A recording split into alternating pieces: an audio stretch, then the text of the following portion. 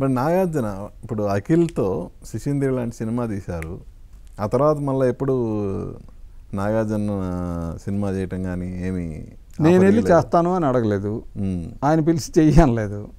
ఎందుకంటే మీరు ఆయన అడగాలి, నేనేం చెప్పలేను. శిశింద్రి హిట్టేగా.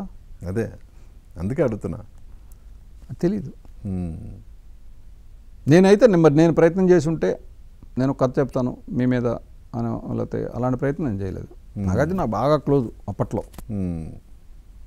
మరి ఆ క్లోజ్నెస్ అంత క్లోజ్ కాబట్టే నాతో ఆ శిశింద్రి చేయడానికి వాళ్ళ అబ్బాయిని ఇచ్చాడు.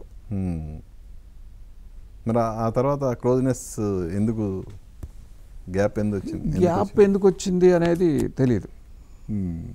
ఆ అన్నపూర్ణమ్మ గారు చనిపోయినప్పుడు కూడా నేను పెద్ద ఆయిల్ పెయింటింగ్ అన్నపూర్ణమ్మ గారి బొమ్మ వేసి నాగార్జునకి, వెంకట్ గారికి, నాగేశ్వరరావు గారికి అందరికి ఇచ్చాను.